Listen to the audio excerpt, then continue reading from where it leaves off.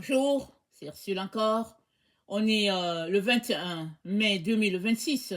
Alors, je viens sonner la trompette aujourd'hui encore et je viens proclamer le retour de notre Seigneur Jésus-Christ. Amen. Soyons tous bénis, soyons remplis la joie de notre Dieu. Alors, je viens parler de l'heure de la famille. On est à l'heure de la famille. Alors, ce matin, j'étais dans mon temps de prière, n'est-ce pas? Et puis, le Seigneur m'a donné Esther 10. Alors, j'ai continué de prier. Et puis à la fin, je lis Esther 10, très très court, un chapitre très court, ça a combien? 3 versets. En tout cas dans ma Bible, Esther 10, c'est 1 à 3. Alors, je le lis et l'Esprit me dit qu'il aimerait que je puisse prêcher sur Esther 10 et encourager tout un chacun, sur cette terre à être comme Madoché. Alors, je vais lire. Le roi Assuérus imposa un tribut aux pays et aux îles de la mer. Tous les faits concernant sa puissance et ses exploits et les détails sur la grandeur à laquelle le roi éleva Madoché ne sont-ils pas écrits dans le livre des chroniques des rois, des Mèdes et des Perses? Car le juif Madoché était le premier après le roi Assyrus, considéré parmi les Juifs et aimé de la multitude de ses frères. Il rechercha le bien de son peuple et parla pour le bonheur de toute sa race. Amen. Alors le Seigneur aimerait qu'on soit comme Madoché. Et qu'est-ce qu'il avait de particulier? C'est dit qu'il recherchait le bonheur de toute sa race et il recherchait le bien de son peuple. Alors, on sait que c'était un juif, si on veut dire, ou bien si on veut un judéen, n'est-ce pas, en Babylone. Ils recherchaient leur bien, c'est-à-dire tout ce qu'ils faisaient, n'est-ce pas, c'était toujours dans le but de faciliter, n'est-ce pas, la vie à son peuple. Et Dieu l'a placé à ce poste-là. Est-ce qu'il avait une famille? Ça a l'air que Esther était sa famille. Parce que le texte avant, nous parlant d'Esther, Esther était restée orpheline et c'est Madoché qui l'a récupérée. Alors, et nulle part on parle de la famille de Madoché, c'est-à-dire sa femme, ses enfants, mais il était le cousin d'Esther et il a récupéré Esther et personne ne savait d'où ils étaient. Amen. Personne ne savait jusqu'à, n'est-ce pas, ce jour-là où il y avait un génocide bien préparé, orchestré à partir de la cour royale afin d'éliminer les ressortissants de la Judée. Et c'est comme ça que le roi a su d'où venait sa femme. Et ça, c'était sous le conseil de Madoché. Parce que Madoché étant plus âgé, n'est-ce pas, il a préféré mettre sa cousine Esther en sécurité et il y avait un secret. Alors, de ne pas dire d'où il venait. Très très souvent, les, les juifs, très souvent c'est difficile de savoir qui est juif et puis qui ne l'est pas sur cette terre où nous nous trouvons. Parce que le monde a changé. Depuis le temps d'Abraham, combien de siècles sont passés? On ne sait pas qui ressort de la Judée, qui ne l'est pas. Mais c'est pas ça la chose la plus importante. Ce qui est important, c'est que Madoché recherche le bien de sa race. Et quand la Bible parle de race, elle ne parle pas de couleur de peau. C'est pas comme aujourd'hui où, tiens, l'autre il est blanc, alors moi je suis noir, alors on déteste les blancs, les noirs détestent les blancs détestent les noirs, et puis on veut rien savoir, et puis ben voilà, quand bien on est dans la même communauté, la même église, alors les gens sont formés en caste à cause de leur couleur de peau. Ça, ce n'est pas de Dieu. Notre Dieu n'est pas un Dieu de racisme. Il est le Dieu qui aime toutes les races. Amen. Il sait toutes choses. Alors tu ne peux pas euh, décider d'aimer une personne à cause de sa couleur de peau ou bien la détester. Il est très très important que, n'est-ce pas, cet aspect de la vie, dans nos sociétés puisse changer, puisqu'au ciel, on a un seul Père. Amen. Et voilà, on est tous ensemble dans la gloire de Dieu, dans la présence de Dieu. Alors, commençons déjà à nous exercer sur cette terre, à nous aimer chaudement, sans tenir compte de la couleur de notre peau, ou bien de l'endroit d'où nous venons. Ça, c'est très important. Alors, le Seigneur aimerait que tous nous soyons comme Mardochée. Vous savez qu'il fut un temps comme ça sur la terre, où tout adulte qui croisait un enfant était responsable de l'enfant. Il se sentait responsable de l'enfant. S'il fallait donner les conseils, il donnait les conseils. S'il fallait aider l'enfant, il aidait l'enfant. Et il ne manquait pas de dire aux parents, voilà ce que j'ai fait, j'ai rencontré ton enfant à tel endroit, il faisait ceci, je lui ai donné la correction qu'il fallait, ou bien il faisait ceci, je l'ai encouragé, j'ai fait ceci. Mais maintenant, ce temps est révolu. Et même quand un enfant voit un adulte, il se demande s'il faut qu'il lui parle ou pas, parce que tu ne sais pas si cet adulte, c'est lui, n'est-ce pas, qui va tout simplement détruire ta vie à tout jamais. Alors voilà un peu la société dans laquelle nous nous trouvons, et puis ça c'est sur toute la terre, si bien que le monde est mené par un autre esprit, un esprit contraire à l'esprit de Dieu. Amen. Et le Seigneur aimerait tout simplement que on puisse changer nos valeurs, on puisse changer notre conception de la vie, quand bien même on n'aurait pas encore donné notre vie à Jésus-Christ. Il est très important de savoir que l'autre personne qui est là, elle est la même race que toi. C'est un être humain, c'est pas un animal. Amen. Et pourquoi est-ce que c'est important que nous puissions changer nos valeurs par rapport à la famille? C'est que la famille est une unité qui a été installée par Dieu. Tout un chacun, si nous sommes nés dans une famille. Que ce soit une mère qui était seule, ou bien, n'est-ce pas, un monsieur et une madame. En tout cas, ils ne sont pas venus d'un arbre. Ils ont une origine.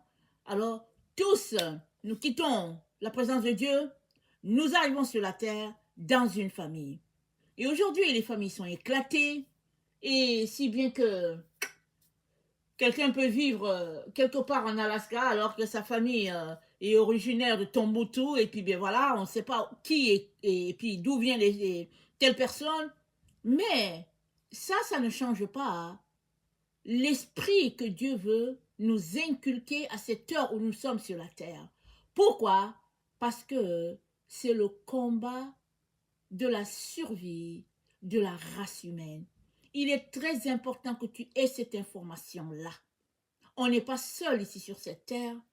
C'est-à-dire, quand je parle de seul, c'est qu'il y a des gens qui ont des valeurs de pureté, ils ont des valeurs, n'est-ce pas, de lumière par rapport à la vie de la famille. Il y a d'autres qui ont juste les valeurs destructrices envers la famille. Alors, le groupe sera séparé en deux. Si tu fais partie de ceux qui veulent détruire la famille, tu seras automatiquement opposé à ceux-là qui veulent bâtir la famille. Alors, depuis un certain temps, nous avons constaté que les êtres humains essaient de refaire la famille. Mais la famille, à l'origine, il y avait un père, il y avait une mère, il y a des enfants, petits-enfants, et avant, ça a commencé par les grands-parents, et puis bon, voilà, ça descend. Aujourd'hui, un enfant peut se retrouver dans une famille avec père et mère, mais père et mère du même sexe. C'est-à-dire, j'ai oublié de le mentionner dans ma première allocution, on vient sur la terre dans une famille là où il y a père et mère de sexe masculin et puis féminin. Mais aujourd'hui, un enfant peut être dans une famille où les deux parents sont de sexe masculin et puis les deux parents sont de sexe féminin. Et puis donc voilà, ça c'est pas quelque chose de nouveau qu'on sait, c'est-à-dire ça a changé depuis un certain temps. Mais il arrive, n'est-ce pas, un autre niveau encore de famille. C'est que ou bien la Terre va se retrouver dans une situation où nos enfants risquent, n'est-ce pas, être pris dans une situation d'être hybrides. Hybrides avec la technologie. Alors, quand nous regardons les écrits d'autrefois, et puis peut-être quand nous plongeons le regard dans des dessins ou bien euh, des livres d'histoire en bibliothèque, on peut voir que il y a des dessins qui représentent des personnes. On voit que par le bas, ils ont quatre pattes, et puis par le haut, c'est le corps d'une personne. Alors, je ne sais pas, vous avez dû vous poser des questions. Mais il fut un temps, n'est-ce pas, dans ces peuples-là, là où il y avait ces situations-là, et peut-être même que c'était encouragé. Peut-être que c'est quelque chose qui avait de la valeur. Si bien qu'il y avait des êtres hybrides qui ont évolué sur la Terre. Alors, donc, moitié peut-être animal et puis moitié personne. Bon, maintenant, c'est, n'est-ce pas, c'est autre chose de s'arrêter pour parler de tout cela, mais toujours est-il que, aujourd'hui sur la Terre, au XXIe siècle où nous sommes, nous faisons face aussi à cette situation-là d'être hybride. Et c'est hybride avec la technologie. Hybride avec la technologie. Alors, il y a déjà plusieurs personnes, n'est-ce pas, sur la Terre qui se sont mis des puces et puis qui fonctionnent avec. Alors, donc c'est ça. Mais ça, c'est le fait d'être hybride. Parce que l'être humain a été créé à l'image de Dieu, avec les attributs que Dieu lui a donnés, qui sont en plus des attributs de Dieu qu'autre chose. Et aujourd'hui, avec l'invention de l'être humain, alors il y a possibilité que les êtres humains, n'est-ce pas, pensent selon un programme qu'on leur aurait attribué. Alors, quel est le but de l'homme derrière tout cela? On ne peut pas le savoir. Amen. On ne peut pas savoir qu'est-ce que les hommes sont en train de créer, qu'est-ce qu'ils veulent inventer, qu'est-ce que ça leur apporte, on ne peut pas savoir. Mais on sait ceci, c'est que nous devons protéger notre race et la sauver. Parce que c'est qui va mettre frein à tout ce qui est en train de se passer sur la terre? Et vous devez savoir une chose, c'est que tous ces gens-là qui sont portés à développer des programmes pour faire de l'être humain un être hybride, très très souvent, ils ne vont pas faire les tests sur leurs propres enfants. Ils ne vont pas faire les tests sur leur progéniture. Pourquoi? Parce qu'ils veulent demeurer une race humaine. Ils veulent demeurer une race humaine. Mais ils vont faire leurs expériences sur les enfants des autres, c'est-à-dire sur nos enfants. Et quelle est la race qui est le plus visée? C'est ceux-là qui disent qu'ils sont les enfants de Dieu. Alors, n'est-ce pas quoi de plus normal de leur assommer une bonne correction en les mettant dans les programmes afin de gérer leur vie?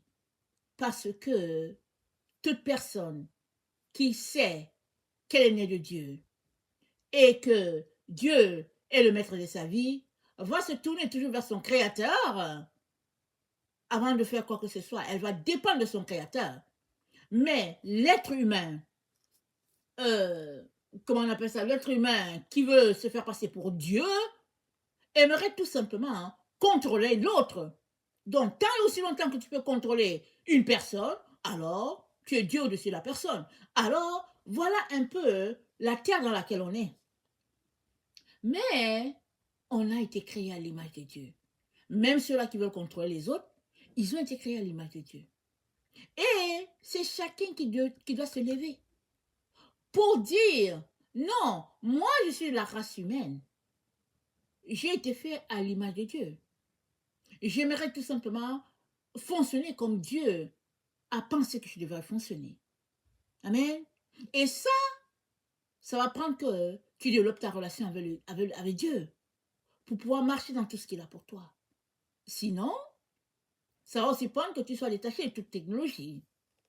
Sinon, la technologie, au rythme où elle s'en va, tu peux être retrouvé, n'est-ce pas, être pris dans le tourbillon de la technologie sans savoir comment t'en sortir. Alors, quand Dieu nous dit d'être comme Adoché, c'est que Madoché, n'est-ce pas, se préoccupait de sa race. Il faisait du bien à sa race. Si chaque être humain a en lui le désir de faire du bien à l'autre, alors on comprend que la terre sera remplie des gens qui sont juste portés vers le bien. Amen. Voilà pourquoi le Seigneur nous dit d'être comme Madoché. Et Daniel, en regardant ses visions, était troublé parce qu'il a vu sur la terre des êtres humains qu'il a appelés des bêtes. Dans leur comportement, dans tout ce qu'ils faisaient, ils se comportaient comme des bêtes. Alors, c'est quoi le propos d'une bête? Alors, si on prend l'exemple d'une bête de somme, par exemple, elle marche en obéissant à son maître. Et si la bête est très taciturne, qu'est-ce qu'on fait? N'est-ce pas? On la dompte jusqu'à ce qu'elle vienne à obéir au maître. Surtout quand c'est le cas des chevaux, n'est-ce pas? Vous savez, il y a des chevaux qui c'est difficile, n'est-ce pas, de les contrôler, mais en tout cas, on les envoie encore à l'endroit où on va les redresser, les chevaux, les chiens, tout ça, de telle sorte qu'ils puissent être éduqués à obéir. Voilà un peu ce qui se passe sur notre terre. Alors, si on regarde, les gens parlent du taux d'emploi, n'est-ce pas, qui a chuté, c'est-à-dire les gens perdent leur boulot. Mais ils perdent ça pourquoi? Ils perdent ça au profit de la robotique. Il y a beaucoup de robots qui peuvent faire le travail, il y a des machines qui peuvent faire le travail. Alors, pourquoi, par exemple, payer, exemple, 1 million à des employés à la fin du mois quand une machine peut faire le travail et puis à la fin, l'entreprise aura peut-être dépensé 200 000. Alors, c'est de l'argent dans la poche de l'entrepreneur. Alors, les employés sont renvoyés, les machines sont à l'œuvre, mais c'est pas ça que Dieu veut.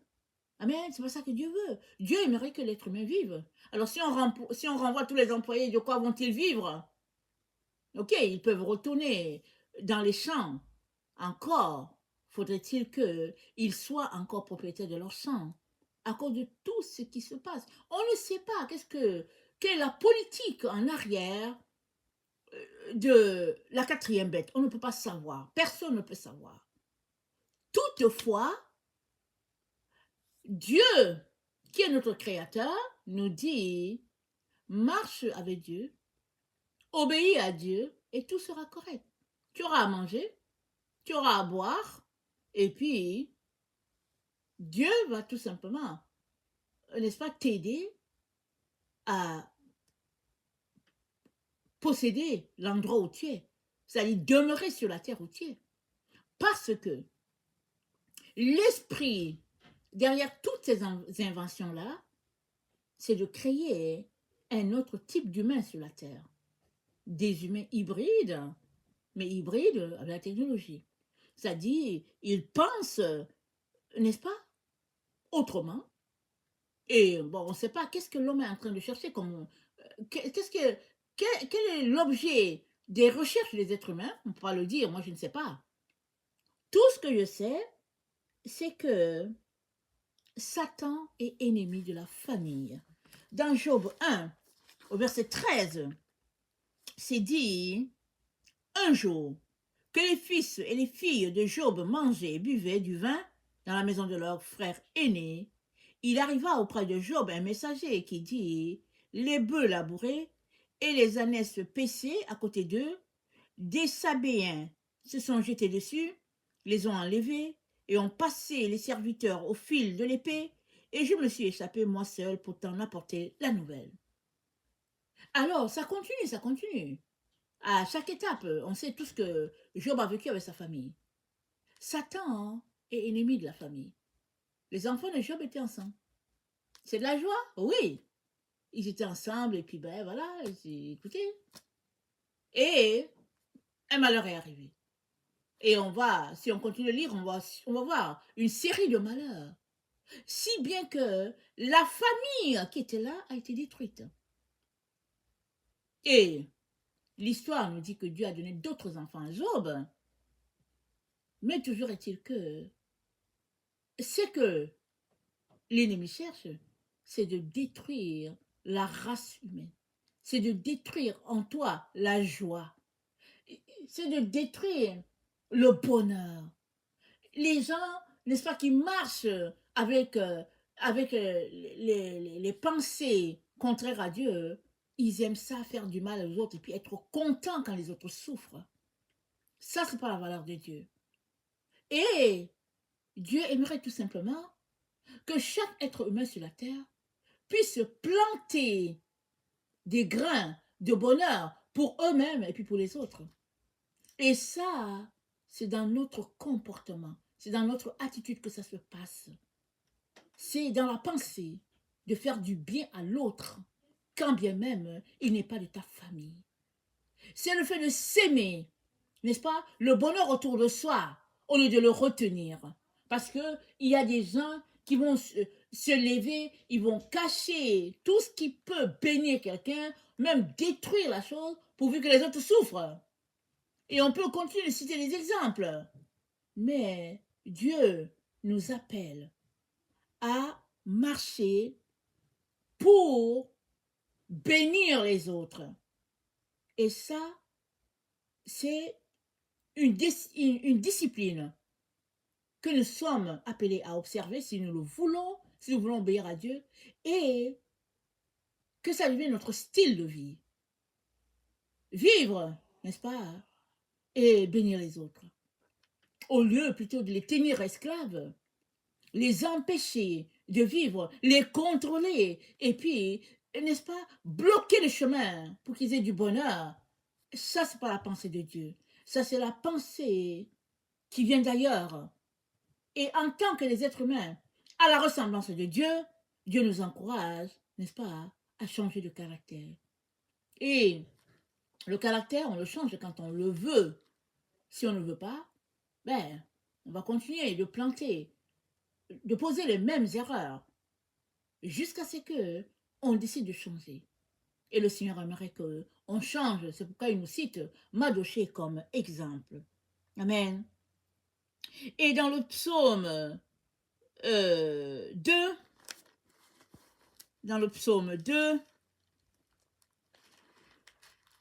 au verset 10,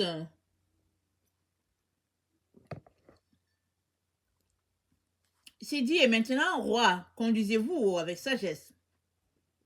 Juge de la terre, recevez instruction. Servez l'Éternel avec crainte. Et réjouissez-vous avec tremblement.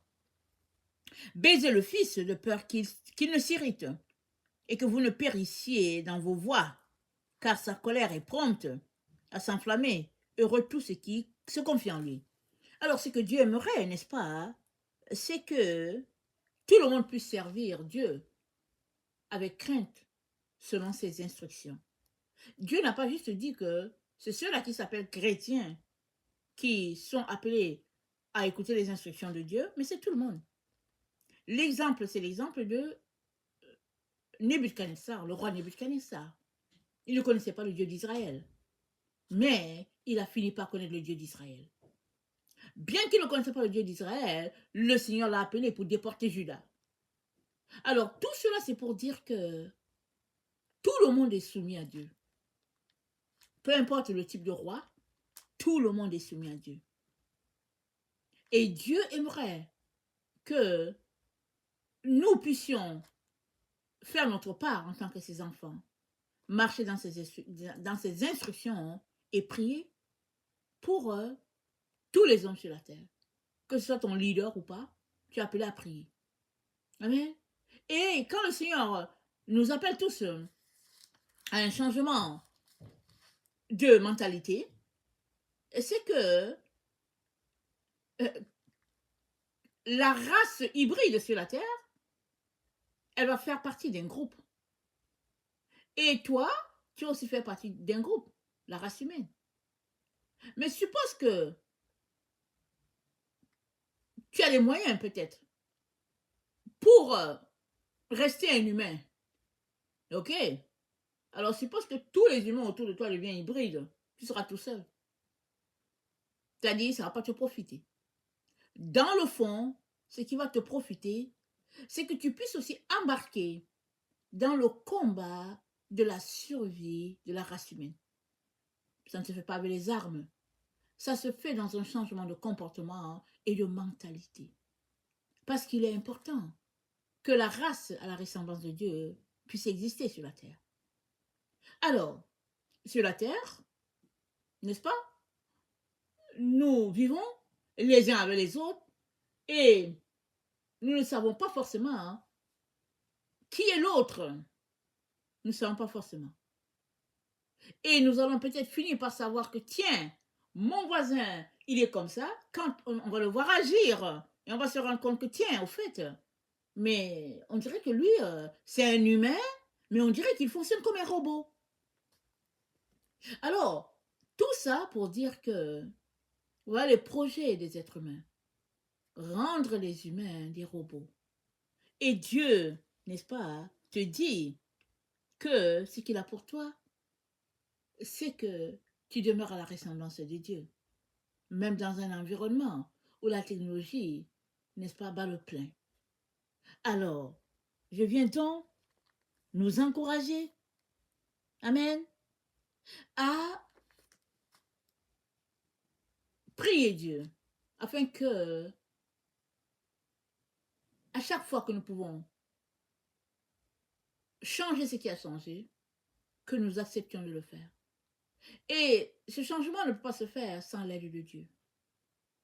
Il n'y a que Dieu qui va t'aider à marcher sur le chemin qu'il a pour toi, afin que tu demeures un être humain sur une terre hostile. Amen. Voilà où nous sommes. Et ça, c'est des choses qui doivent être dites. On ne peut pas continuer de les ignorer. Et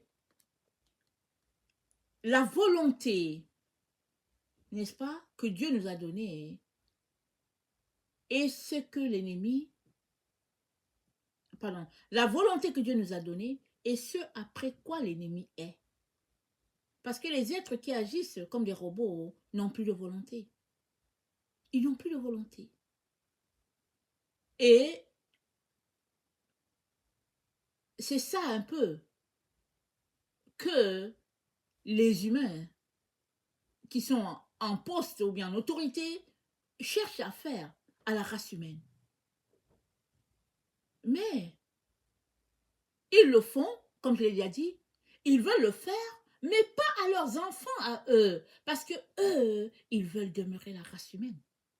Mais ils veulent le faire aux enfants des autres.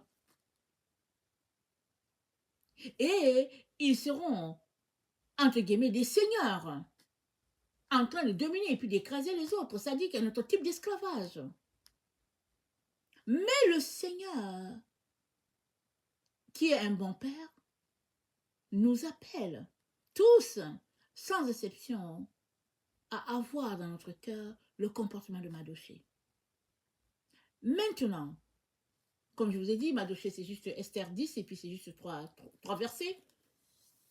Maintenant, ce changement ne peut pas se faire sans que tu donnes ta vie à Jésus-Christ. Tu as besoin de Jésus-Christ pour t'aider, te guider, te conduire. Tu as besoin de Jésus. Je viens donc t'encourager à donner ta vie à Jésus, à l'inviter à être ton Seigneur et ton Maître. Et alors que tu l'invites, il va, n'est-ce pas, demeurer en toi et te conduire pas à pas pour que tu puisses entrer en possession de ce qu'il a pour toi. Parce que une personne qui se connaît va marcher dans sa destinée. Et seul le Seigneur Jésus va t'aider à te connaître. Suppose qu'en ce moment, tu es en train de travailler en tant qu'un infirmier. C'est une bonne chose. Servir les autres. Mais suppose que, dans le fond, tu es plutôt un enseignant. Exemple, dans le fond, tu es plutôt un enseignant. Du secondaire, exemple. Alors que tu es en train de travailler comme infirmier, en train d'aider les autres, tu serais mieux si tu étais dans l'endroit exact où Dieu t'a appelé, c'est-à-dire en train d'être un enseignant pour les jeunes. Exemple, ça c'est un exemple simple que je donne. Et le Seigneur est le seul qui va nous aider à triompher de ces moments où nous nous trouvons. Parce que un tel projet, le projet de rendre la race humaine hybride, c'est un éclatement de la famille conçue à l'origine par Dieu. Or, Dieu aimerait que la famille demeure. Amen. Il aimerait que la famille demeure. C'est lui qui a établi la famille. C'est de lui que nous sommes venus. Et la multiplication s'est passée. Et puis regardez, on est rempli sur la terre. Mais la race humaine, à l'image de Dieu, va-t-elle disparaître? Non. C'est pas ça que Dieu veut. Alors, c'est toi et moi, ensemble, qui allons, n'est-ce pas, nous donner la main, prier les uns pour les autres et poser des actions de bonté et d'amour autour de nous, aidant les uns et les autres pour que, n'est-ce pas, ce que Dieu a établi soit. Amen. Je viens donc nous encourager à désirer être une famille de Dieu sur la terre et puis marchons pleinement avec Dieu et il nous aidera. Amen. Que le Seigneur bénisse sa parole et que sa joie soit notre force en ce jour. Amen. Alléluia. Amen.